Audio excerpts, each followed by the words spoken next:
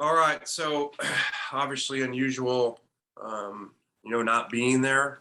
So a lot of anxiety and, building up to that because you're just, you're not in control. So uh, did everything we could, zoomed into all the meetings and talked to them, a pregame meal and all the stuff. And so just really proud of our players and coaches to handle a curveball like that and go play on the national stage really well against a quality team that gave people a lot of problems a year ago. Look at what these guys did to Notre Dame and shut down Notre Dame for the most of the game. So good first win, good start. Obviously, we got to clean up penalties, but that's easier to clean up than, not being able to get open or, not being able to get a pass rush. So some really good things in the game to build on and some things to work on too. And obviously, we got to learn how to tackle differently, especially if, we go to the Big Ten. All right, Nick, you can start us off. First off, Lane, how are you feeling? It really is amazing what energy does, or whatever it is when you get into something, because I completely forgot about it when the ball was kicked, and so I forgot that I was sick.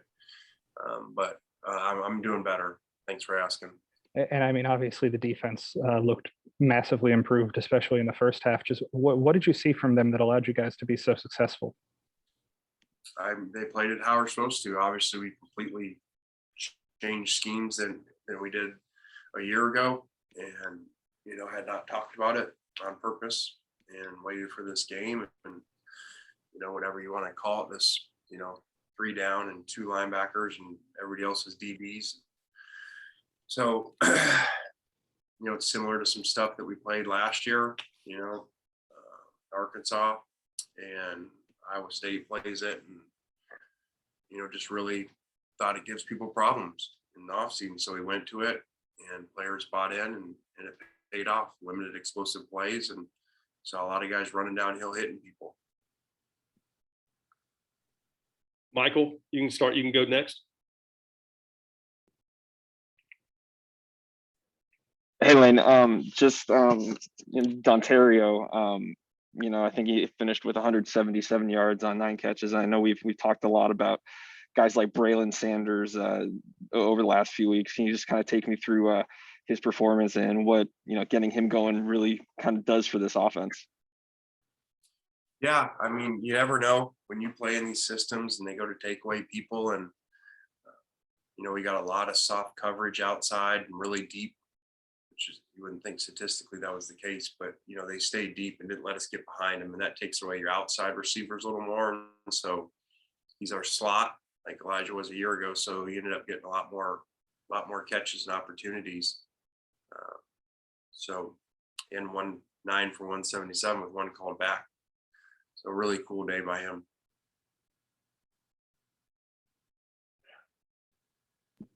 Matt St. Jean, go ahead.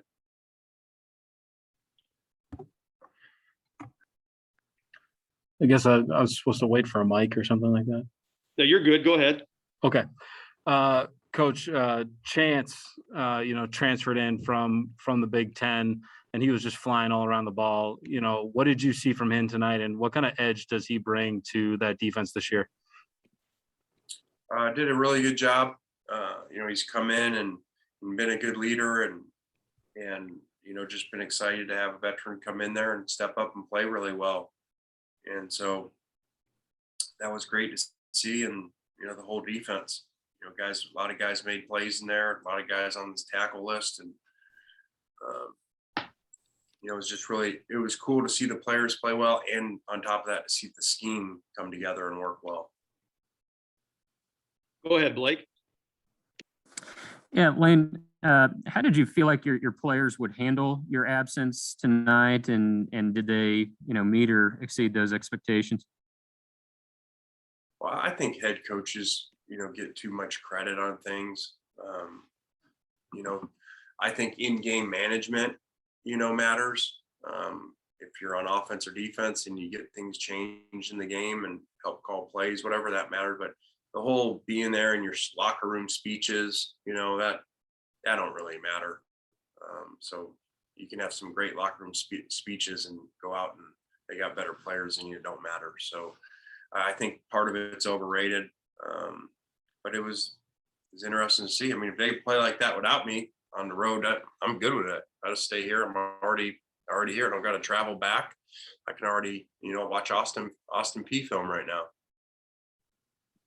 Go ahead, Nick. Seemed like both Jarian and Henry kind of struggled, but Snoop was able to succeed. Just what kind of an edge did you see from him, and what was he doing so well? Well, he ran physical like always. I think that they played better early against the run up front, and then like a lot of people, in our system, they wear down a little bit, and they lost the linebacker earlier, and I think that kind of, I just think they kind of wore down, and so you saw some tackles being broken late. Do you know what the process is for you getting back? Are you approved for next week, or do you have to test negative? Just kind of what is the process? I'm told that my days will be up, and I will at the last minute be there, whether that's Friday or Saturday morning, but I'll be there for the game. Go ahead, Michael. Lane, Matt took a couple of pretty big licks today. There was that one on 4th down where he picked it up, and there was one of the many targeting calls. But then I think he sat out for one play and he scored on a keeper. Just how important is his toughness to what you guys want to kind of make your identity to be? Well, I think in all football, but especially college football, when you can pull the ball and be a threat, you don't have to be Lamar Jackson, but if you can pull the ball and be a threat, it changes how you have to play defense. So you saw that today. They were closing and he pulled a couple and made significant plays on them. Those are not quarterback designed runs. Those are usually handoffs unless the defense takes it away. So I've said it all along. I think the guy's really special. And, if he plays like this, the guy going to make a lot of money and go in top 10 picks. You can go ahead, Blake. Lane, who was actually the acting head coach on site tonight? There was not, there is not a rule that you have to do that.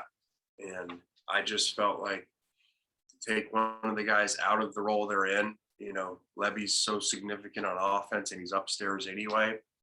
Durkin, we had this new defense and getting the adjustments for it, to take someone like that and then they got to watch the other side and manage penalties and all that, I think would have hurt that side of the ball. So, we went over everything before. We've been together a year, so they know if there was communication with the refs, Coleman would do it because he was the easiest one because he could be on both headsets, offense and defense. So I think it worked pretty well. Okay, Matt. Coach, outside of not having to travel to the games, were there any other advantages that you saw being able to, watch it from Oxford, watch the game from Oxford? No, not at all. And it's actually more stressful. I thought it would be the other way around. But when I'm on the game and there's a headset and I'm in game, it's not very stressful because you're just in the moment. It's a lot more stressful watching it, not being able to control everything. All right, anything else for Coach? All right, thanks, Coach. All right, guys, thank you. Well, players next.